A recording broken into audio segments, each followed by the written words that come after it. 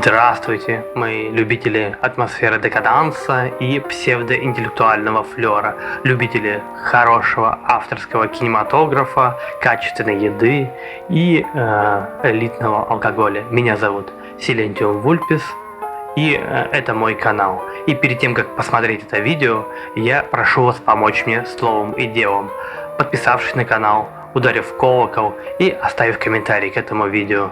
И если вам такого дела мало, вы можете помочь мне с помощью материальной энергии через Donation Alerts и DonatPay, а также оформив подписку на Boosty, которая в зависимости от тайра даст вам возможность посмотреть записи с просмотрами кинофильмов, а также даст возможность заказать каждый месяц лекцию на определенную тему. И если вам и этого мало, вы хотите больше общаться, то для этого есть телеграм-канал, где общение происходит 24/7.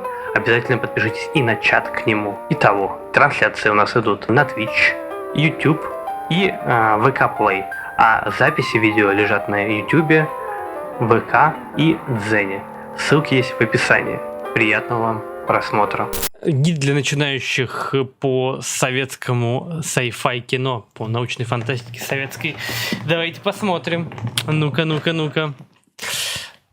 Remains unknown to international audiences, the Soviet Union had a rich history of science fiction cinema from almost its very beginning. Начиная с элиты. Soviet sci-fi ranges from optimistic pulpy films to dark and pessimistic post-apocalyptic. Был Солярис, да. Сейчас Сталкер. Еще были кадры с элиты.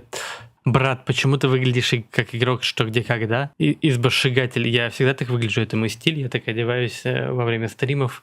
Добро пожаловать в нашу трансляцию. Присаживайтесь поудобнее, если вы хотите здесь такую же элитарную атмосферу, то вам сюда. Ну, если нет, то, видимо, я не для вас. Stories to outright comedies. «Зеркало» — классный фильм. «Зеркало» — опус магнум, по сути, Тарковского.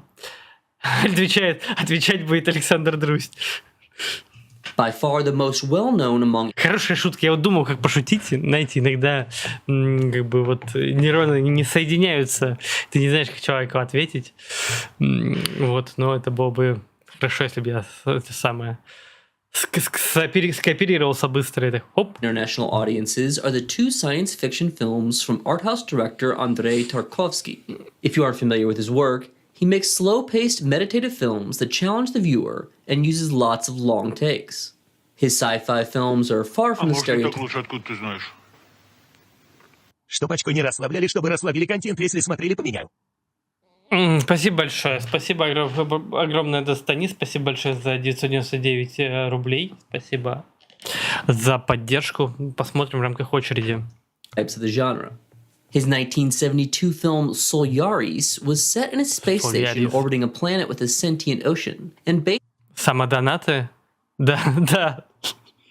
Именно так. Based on a novel by the very influential Polish author Stanisław Lem. It explores themes... Да, мне кажется, я сижу, самодонатию, еще за всех пишу в чатике. И вы, кстати, тоже... Избошигатель, видимо, так правильно читать ваш ник. Вы тоже, кстати, мой бот, я тоже за вас пишу. Of identity, consciousness, and metaphysics in a very thoughtful way. Although Tarkovsky actually hated the film, Solaris is often seen as the Soviet response to 2001: A Space Odyssey, which came out 4 years earlier, as both are cerebral and slow-paced. Tarkovsky's film is full of paintings and... Ну, кстати, вот по поводу длинных кадров Тарковского, на самом деле это понятный прием. То есть Тарковский наверняка это использовал как раз для того, чтобы отключить вот это вот автовосприятие. То есть он вводит зрителя в такое некомфортное состояние, может быть, вызывая некоторую скуку, чтобы зрители как бы пробирались через фильм, чтобы не автоматически его воспринимали, как мы там зачастую просматриваем сериалы или что подобное, а чтобы мы были включены вот в это повествование. Literary references and combines color, sepia, and black and white.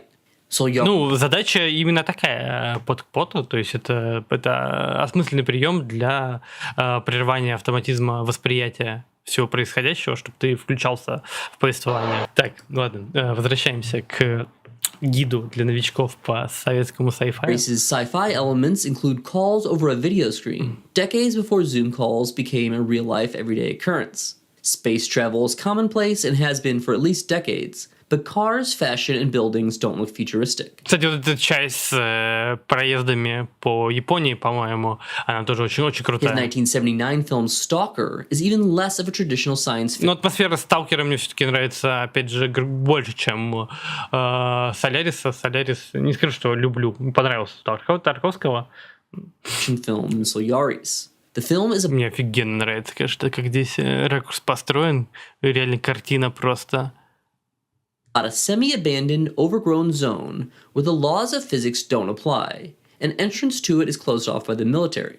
The zone contains... И тут, да, тоже такое разделение между зоной и не зоной, как раз на вот эту черно-белую пленку. ЧБ в начале это не зона, а зона она цветная. a room that fulfills the desire of anyone who enters.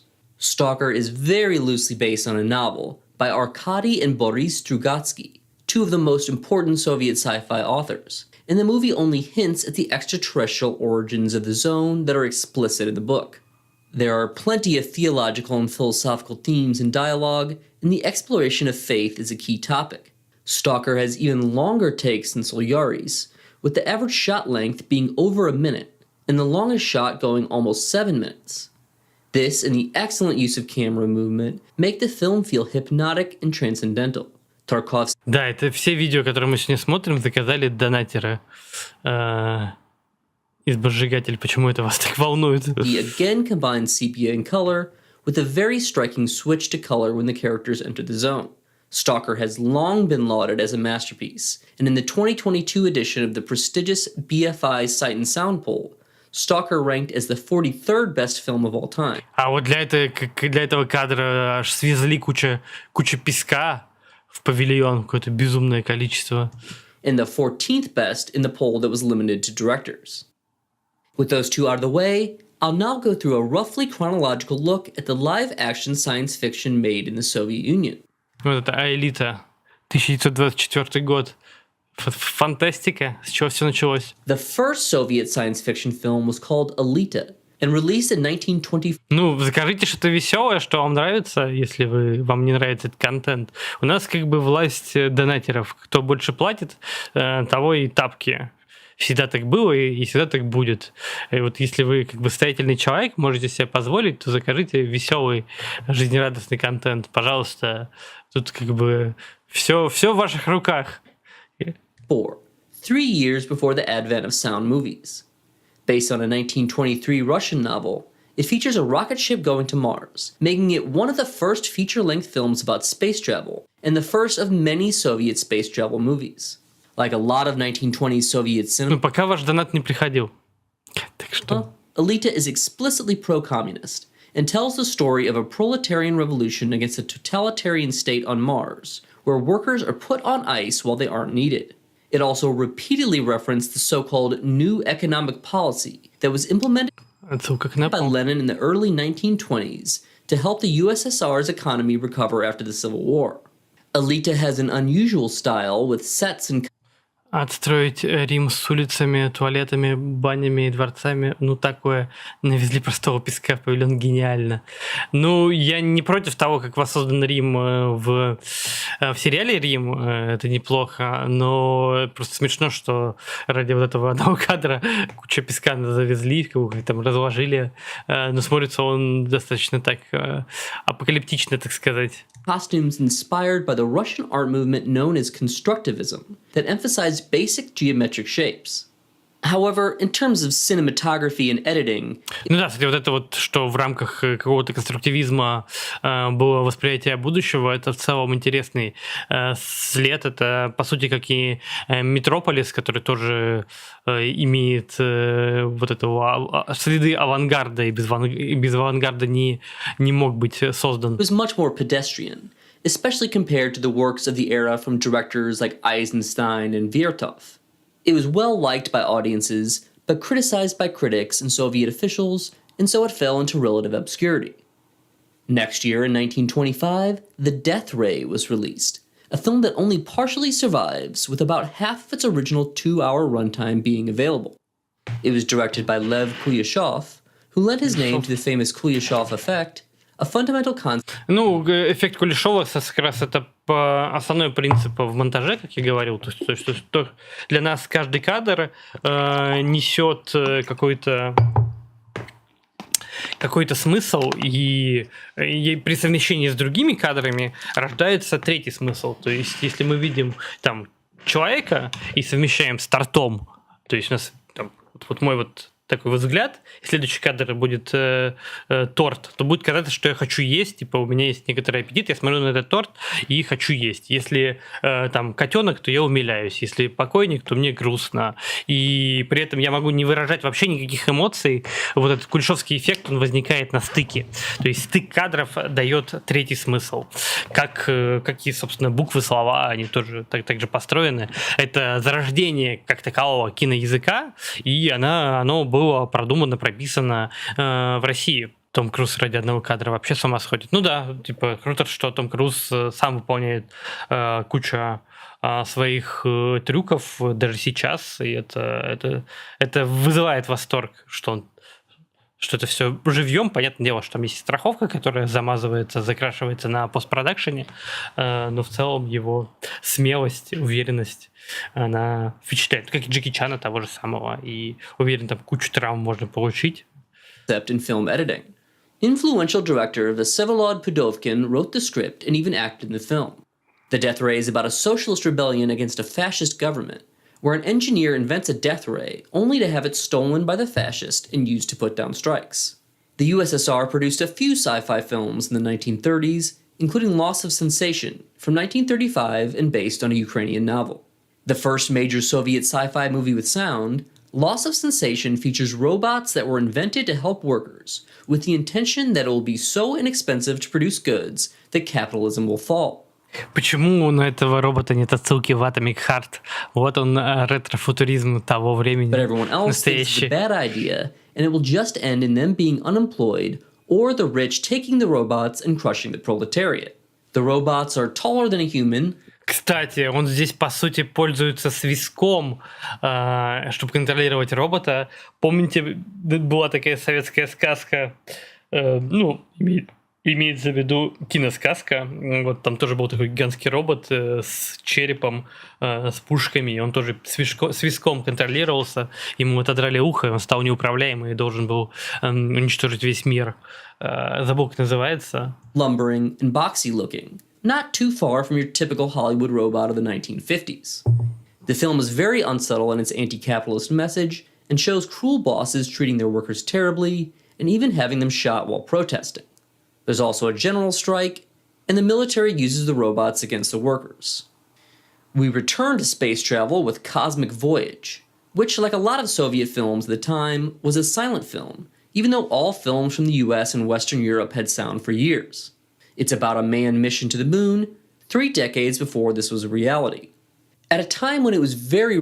Тайные железные двери? Нет. Она типа в сеттинге сказки, сказочный такой сеттинг, там есть царь, вот это вот все. Rare to have a scientific advisor on a film. Pioneering rocket scientist Konstantin Tsiolkovsky not only served in that role, but designed the miniatures and models and even co-wrote the script. His influence led to the film being more realistic than similar films like Fritz Lang's Woman in the Moon, released 7 years prior. It portrays weightlessness with actors on wires for interiors and stop motion for wide shots on the moon itself. It's only 65 minutes, Нормально, там типа мультипликация. but manages to fit in a subplot about the rescue of a cat. There's not much politics in the film, but there is a spacecraft named after Stalin. After this, there would be no Soviet live-action space travel Не вижу, космические лучи. movies, and barely even any sci-fi in general, until the space race began in the mid-1950s. Socialist realism was the officially approved style beginning in the early 30s, and robots and aliens didn't exactly fit in with that. The USSR launched Такие скафандры явно вдохновлены скафандрами подводными. Sputnik, the first satellite, in 1957. That same year, director Pavel Klushantsev made Road to the Stars, a hybrid of documentary and narrative film about space travel.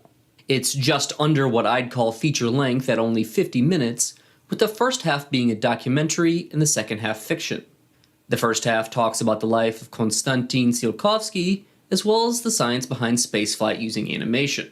The second half of Road to the Stars features a rotating space station 11 years before 2001: A Space Odyssey and Я даже его видел, я помню. Там, по-моему, как раз принцип вот этой центрифуги рассказывается, чтобы сделать гравитацию. Брат, чтобы выбрал стать христианином или перестать играть во что где когда. Я никогда не играл во что где когда, если честно. И никогда не был христианином. Так что я выбираю свой путь. Третий путь. of weightless astronauts. The space station carries out weather forecasting and astronomical studies, and life aboard it is portrayed as commonplace. It has some pretty decent effects for the era and makes good use of miniatures. And just like Cosmic Voyage, there's again a feline in space. Road to the Stars was released a month after Sputnik launched and had a sequence referencing it edited in the last minute. The film opened the floodgates for many Soviet space travel films in the late 1950s and following decades, and the topic remained a common theme until the USSR's fall. Khrushchev's films were even influential internationally, as they reportedly inspired George Lucas. 5 years later, Khrushchev's next film, Planet of Storms, was entirely fictional. Причем он реально, вот этот фильм, насколько я помню, был просто каким-то псевдодокументальным, какое-то рассуждение о жизни в космосе. And more of a stereotypical sci-fi movie of the Ну, я могу его путать, конечно, с чем-то. Я помню, видел предыдущий. era with monsters and a robot. It's about the first people on Venus, who encounter flying creatures similar to dinosaurs and a plant with tentacles that tries to eat them. Кстати, подобные образы активно в советской мультипликации возникают, всякие динозавры и звери на другой планете, на основе, конечно, фантастов разных. They explore the surface in their hover car and are accompanied by a robot who insists on... Так, я больше на такие вопросы отвечать не буду. Типа, ну это не смешно. Типа, зачем вы это делаете? Зачем вы это пишете? being addressed with the formal word for you. There's even a reference to the ancient aliens theory. The female character was treated quite condescendingly, leading to officials condemning it as sexist. Planet of Storms was ripped off and re-edited twice for American audiences. Once by the cult film icon Roger Corman, and once by future Oscar nominee Peter Bogdanovich. After this, Khrushchev returned to making films that were half documentaries and half fiction with Luna from 1965. Again, only about 50 minutes long, the first half tells of the real-world exploration of the moon, while the second half speculates about lunar colonies. The second part uses lots of animation, features the discovery of intelligent life on Mars, and references Alita. 3 years later, Khrushchev made Mars, which had the same structure, but focused on the red planet instead of the moon. Ну, это прикольная идея для такого образовательного фильма с элементами игровыми. То есть какая-то теоретическая база плюс такие вот кадры какие-то, которые, может быть, привлекут юное поколение, посмотреть на это все. Типа ты что-то научился. В общем, зайчатки научпопа. Вот они где были. Это были There were many more Soviet space movies being made during the space race, like I Was a Satellite of the Sun from 1959. Like Khrushchev's films, it also tried to educate the viewer on science, and it used animation to show Sputnik orbiting the Earth and the science of how the sun works. It's a fictional film, but has a documentary-like feel. The film is set in a far future where space travel is relatively mundane, and unlike Hollywood sci-fi movies... Интересно, будет ли здесь в подборке отроки во вселенной? Почему-то такой один из самых запомнившихся мне телевизионных sci-fi советских. Era, there are no monsters or aliens. Also from 1959 is The Sky is Calling, which deals with space travel to Mars, and like Road to the Stars, features a revolving space station. Both the Soviets and Americans are in space, with both trying to be the first to Mars. The Soviets are portrayed as more competent than the Americans. Конечно, вот этому обзору, знаете, что не хватает, и что было бы классно, если бы он бы брал бы какие-нибудь американские фильмы по поводу космоса и их в параллель ставил, то есть как, в общем-то, мы, как американцы, видели вот это вот развитие, и было бы интересно с точки зрения даже продизайна разницу представления тех же аппаратов и прочего. having to bail them out when they rush their mission. In a dig at capitalism, the American astronauts read ads while in space. The Sky is Calling has other futuristic technology like magnetic boots and view screens. 3 years later, we come to Amphibian Man, a movie that has nothing to do with space travel. Instead, it's a romance-heavy story about a young man who was surgically altered to breathe underwater. It's Офигенными подводными set in съемками. Argentina, but filmed in Baku, the capital of Azerbaijan, which was a Soviet republic at the time. There's some anti-capitalist commentary with some greedy people wanting to exploit the abilities of the title character, but nothing too heavy-handed. Also, the score has some electronic music, which we'll see quite a bit of in later Soviet sci-fi films, and was already a genre staple. Amphibian Man was a box office hit, as it was seen by over 65 million people, a record at the time that lasted into the next decade. Given the subject matter of a woman falling in love with an aquatic humanoid, some have claimed that the Best Picture-winning Guillermo del Toro film Shape of Water ripped off Amphibian Man. Тоже все слеза у наших. Returning to space travel movies, we have A Dream Come True, again set in a utopian future where spaceflight is commonplace. This time, we visit Phobos, a moon of Mars. This one does have aliens who send humanity a signal from deep space, but they look exactly like humans. Like a lot of Soviet movies, songs Просто какой-то советская космическая Одиссея. play an important role, and the aliens are responding to a song sent out into the universe from Earth. Also about space travel and a signal from aliens is the 1968 film Andromeda Nebula, set in the far future of the year 3000 in a communist utopia. But for some reason, the outfits and sets look Greco-Roman. The film features a character named Dar Vader, and given that we know George Lucas appreciated Soviet Короче, пришли к Третьему Риму в итоге. «Ненависть» фильм. Сейчас я посмотрю, что это за фильм. Я так не помню. Такое название общее. Я смотрел его или нет? «Ненависть» фильм. Какого года? Есть 95-го, есть современное 20-го. Видимо, имеется в виду, которая Матьё Касавица с Винсент Касселем. Нет, я его не видел, не могу ничего подсказать. sci-fi, it's hard to imagine this didn't inspire the name of Darth Vader. The film is kind of clunky and confusing, but gets pretty bizarre in places. Конечно, чем дальше, тем они так более трешово выглядят, и вся вот эта вот бутафория, она смотрится, ну, не очень современно. Сколько там до Кубрика осталось? Космическая Одиссея, это же прям... Космическая Одиссея была в 68 году, то есть буквально вот за год до Космической Одиссеи. Ну, Космическая Одиссея, в общем-то, достаточно убедительно смотрится даже на данный момент времени, если ее посмотреть. А тут прям какая-то такая странная бутафория. The film is kind of clunky and confusing, but gets pretty bizarre in places, so might be worth checking out. The final Soviet sci-fi of the 60s I'll mention is The Mysterious Wall, a black and white film set entirely on Earth. It's about a dome that inexplicably appears and causes hallucinations. It's never explained what caused it, but characters speculate it may be alien in origin. The first major... Кстати, интересно. Вот этот интересный, как он назывался? Explained what caused it, but characters speculate it may be... Таинственная стена. Надо будет ее запомнить. Очень похоже, кстати, в целом на концепцию зоны. То есть стена в виде купола около 2 километров диаметра с туманной пелены. Туман, как в этом самом, как в Dark Souls или Demon Souls, который появляется и исчезает с определенной периодичностью. Прикольно. Alien in origin. The first major Soviet sci-fi comedy was the highly popular Ivan Vasilievich, based on a Bulgakov play written in the 1930s with time travel back to the 1500s to meet Ivan the Terrible. The 1973 film was directed by the beloved filmmaker Leonid Gaidai, who added an engineer character from his earlier films as the inventor of a time. Конечно, дизайн этой машины времени выглядит очень круто. Такая прям она своеобразная. Нигде подобного не было. Какие-то колбочки, что-то там дым, какие-то зеркала. понятно с точки зрения реальности, это вообще Time непонятно. Machine. Это же Silly аннигиляция. comedy has plenty of wacky antics and uses lots of Benny Hill-style fast motion and fourth wall breaks.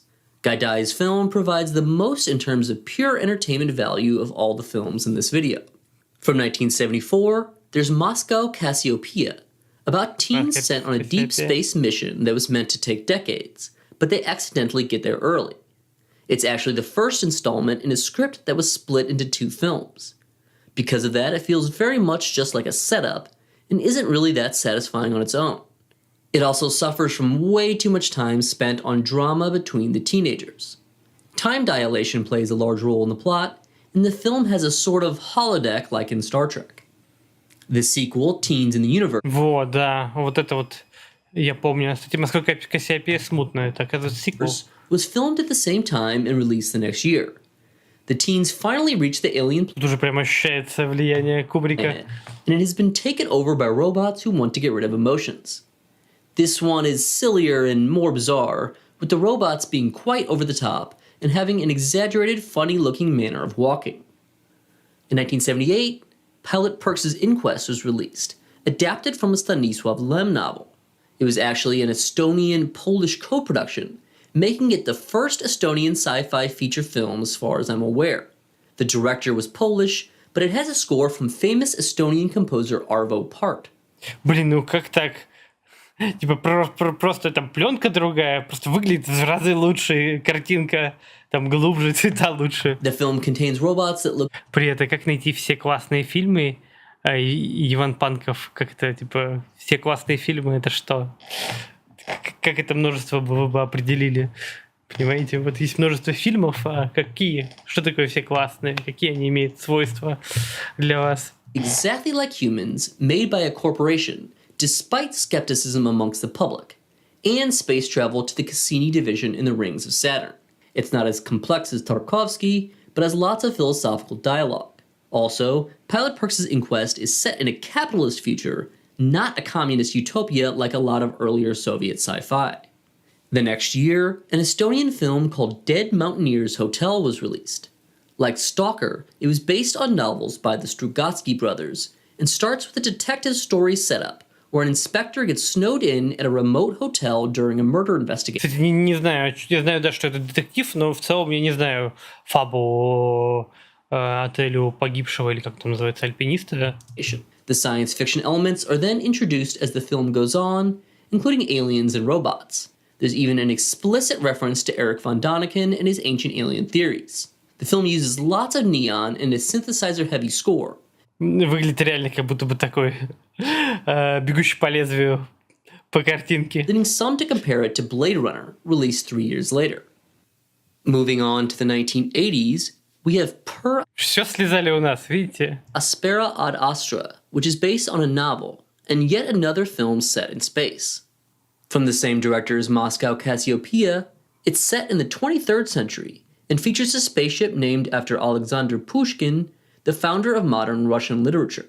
It feels kind of disjointed as the first half is about an alien trying to fit on Earth, and the second half shows her stowing away on the titular spaceship. My favorite part is the silly robot that helps out around the house and brings in tea on its head. A more comedic film came out in 1986 Ну, это какая-то новая. called Kinzaza, about an alien planet with a society Или это, типа, это обновленная графика, или там такая out in была? 1986 called Kinzaza, about an alien planet with a society divided into two groups and strict rules about deference and hierarchy. Просто, видимо, какая-то копия хорошая, потому что так четко. Я всегда вот помню Кинзадзу такой же мыльный. The planet has been reduced to a barter economy, and the search for profit has turned seas into deserts.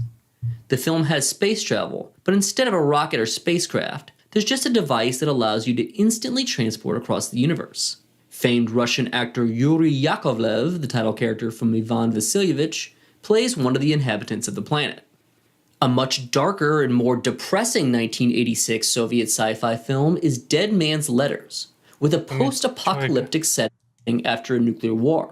Да, Амели видео. Амели, ну, наверное, слишком миленький фильм для меня. The script was co-written by Boris Strugatsky, and the director was Tarkovsky's apprentice, so the dark nature of the film isn't surprising. It's faster paced than Tarkovsky's films with a runtime of under 90 minutes. Like Tarkovsky, the film experiments with unusual monochrome as the entire film is tinted either yellow or blue. The survivors of the И сказали бы, что вот этот вот монохром какой-то новый, активно экспериментировали еще в эпоху ЧБ кино. nuclear war have to protect themselves from radioactivity, Но вот этот желтый цвет, конечно, выглядит очень болезненно. paralleling the Chernobyl disaster that occurred in the Как Санкт-Петербург у Достоевского. same year. Hard to be a God, yet another adaptation of a Strugatsky Brothers novel, was released in 1989, just 2 years before the end of the Soviet Union. Фига себе, он тут ведьмак. Просто Геральда отсюда слезали чуть больше, чем полностью. Смотрите. Novel was released in 1989, just 2 years before the end of the Soviet Union. В целом нормально отношусь к сепии. Я считаю, что ЧБ сепия в целом стильно выглядит. This was actually a co-production with West Germany, France, and Switzerland, had a German director, and was in the German language. It's set in the future, but it's about people from Earth observing a planet with humans still in their medieval stage from a space station. So most of the film has more of the look of a fantasy or sword and sandal film than science fiction. Hard to Be a God has cast members from various countries, including the USSR, and legendary German director Werner Herzog has a small role. Also released in 1989 and similarly themed was The Witch's Cave. It's also set in the Земля future ведьм. and depicts space travel to a planet where humans are Я бы сказал так, что Амели пытается быть необычным, но в целом там же как-то ничего интересного не происходит. То есть да, он такой типа французский, какой-то такой под влиянием новой волны уже, ну, понятно, уже после. Ну, не знаю, типа сахарная конфетка, знаете. То есть она такая вот красиво упакованная и так далее и тому подобное, но внутри она без начинки. in an earlier state of technological advancement. This planet has more of a prehistoric feel, and the natives anachronistically have metal swords and code. Интересно, будет ли тут самый крутой, не самый крутой, но в общем классный сериал «Посредник» 1990 года про пришельцев. Рекомендую всем глянуть. Такой он необычный, уже почти что под конец Советского Союза снятый. Dinosaurs. The Soviet Union produced plenty of animated sci-fi as well, starting with a bizarre Нет, видимо, не будет. parody of Alita that came out that same year in 1924 called Interplanetary Revolution. It uses constructivist-inspired cutout animation to depict capitalists being driven off the planet to Mars. In 1953, the Bloomberg system Ну, типа, в том же самом... Ну, во-первых, в собачьем сердце, в общем-то, сепии как таковой нету. То есть сепия — это, получается, у нас градирование оттенков, то есть чтобы у нас было не черное, но собачье сердце — это чисто черно-белое. Я могу, конечно, путать. Я хочу посмотреть картинку. А нет, там реально оно за сепией. Мне почему-то казалось, что оно черно-белое. Оно реально таким желтоватым оттенком. Ну-ка, а про уродов людей? Ну вот про уродов и людей тоже можно сказать, что он сепией использует. Причем есть копии, где вот эта желтизна, она убрана, а есть копии, где нет. Топ-кадры есть. Про уродов и людей Балабанова. one of the early pioneers of Soviet animation, depicted space travel in Flight to the Moon, a 30-minute long film. A decent amount of animated sci-fi was made in the USSR during the 70s and 80s, and it was pretty varied in terms of style and content. An early example is the 1972 visually striking, mythology-inspired short film Phaeton. A prolific animator in the genre was Vladimir Tarasov. Анимации было много, да, на такую тематику. Я помню кучу мультиков там про всякие планеты. Даже тот же самый «Тайна третьей планеты». Who mostly made trippy, colorful science fiction shorts. He shows a clear influence from psychedelic animation like the 1968 Beatles film Yellow Submarine. И здесь также не вспомнили эту Алиса, где мелофон, как он называется-то в оригинале. Vessel even makes an appearance in Tarasov's early 10-minute Гости из будущего тоже не вспомнили. film called The Mirror of Time. It was Tarasov's first time making science fiction, and it includes space and time travel. In 1978, he made Contact, a Блин, вот это вот жуткий мультфильм с каким-то таким переливающимся цветным инопланетянином, который мне часто виделся в странных снах, когда он поет с ним. dialogue-free short about a man meeting a shape-shifting alien. 2 years later, he made The Return, another trippy short, this time about a cosmonaut returning to Earth. Then Tarasov made Contract, where a space colonist is saved from Вот это очень смешной мультик. alien monsters by a robot. Contract has an anti-capitalist message and features greedy corporate bosses. The Past from 1988 is Tarasov's longest and one of his darkest, about a family who survived a spaceship crash on an alien world. One of the most unique sci-fi animated films is Firing Range, a 1977 anti-war film about a tank that destroys targets after reading their minds. Очень интересная раскраска. Такие прям шейпы, видите, они, чем он необычно выглядит, то что нету линий, то есть четких линий, которые разделяют фон от персонажа, они отсутствуют, поэтому картинка совсем по-другому смотрится. Hostility or fear. Firing Range has a unique, Ну, видимо, он какой-то вообще непонятно, как он сделан. realistic style, coming from an unusual technique using 2 layers of celluloid to create depth. A much more lighthearted sci-fi Ну, видимо, если 2 слоя целлюлоида, видимо, там и было расстояние между этими целлюлоидами. Обычно они один на один накладывают, но, может быть, расстояние это делало расфокус. film is Mystery of the Third Planet, Вот она, да. set in the year 2181. It features space travel and colorful and surreal imagery with bizarre backgrounds and aliens. There was also some animated science fiction out of Belarus in the shorts of Lev Shukulukov.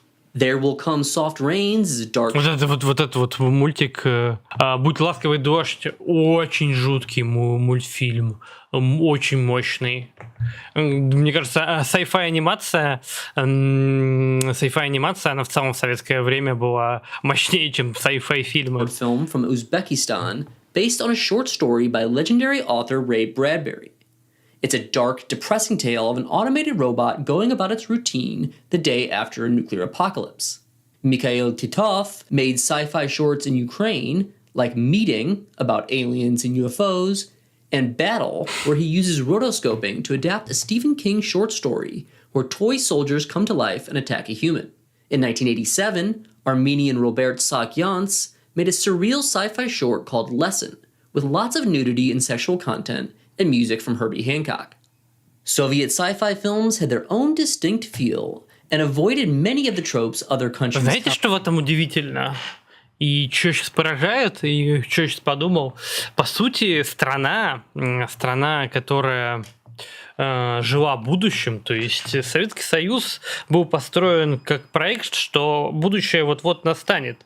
Да, это схоже с христианскими идеями о загробном мире, что дальше будет мир лучше. И вот Советский Союз как проект, в общем-то, максимально сфокусированный на постройке идеального общества, так, по сути, даже и не смог изобразить и в технократическом плане, и в плане вот этого sci-fi это идеальное общество. То есть оно даже было настолько unbelievable, невероятно и непредставимо, что они не сделали за всю историю Советского Союза фильм о том идеальном будущем, которое придет, и в котором все будут счастливы, и все будет за так, и там не надо будет умирать. Вот это вот нету.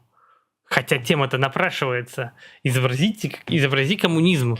Понятное дело, что в книгах это пытались сделать, и тот же «Миры» Стругацких, это попытка этот коммунизм как-то осмыслить, как-то вообразить, но почему не было ни одного фильма высокобюджетного при полной поддержке государства, чтобы они сказали: вот, господа, вот мы к этому и идем, мы к этому и стремимся. Посмотрите, и вы все поймете. Like alien invasions or monsters created from radiation. Despite not being seen much outside USSR. И в итоге забавно, что этот проект, он таки остался как и бог, такой же неосознаваемый, Ну вот да, он в итоге никак не определен, и это проблема. То есть, так как он не определен, он также божественный и сакрален, потому что Бог тоже не определен, Бог тоже непознаваемым. И это интересно. They had a lasting and powerful influence on the genre. If you want to know more about Soviet cinema, I also made a video on Soviet animation, which I'll link to in the description. That's all for this video. Thanks for watching, and please don't forget to subscribe. Захотелось посмотреть «Таинственную стену». Единственное, что из перечисленного более-менее заинтриговало, чего я не видел. Старые какие-то фильмы я про них читал там в статьях, как фантастики и прочем, но там как бы просто для общего знания ничего интересного, скорее всего, их нету. А вот «Таинственная стена» интересна хотя бы по этому самому, по сюжету, по СССР. Ничего такие, давать, это же религия. Ну, в общем, интересно, что сайфая какого-то адекватного, хорошего сделано не было. Что ж, господа, кажется, все.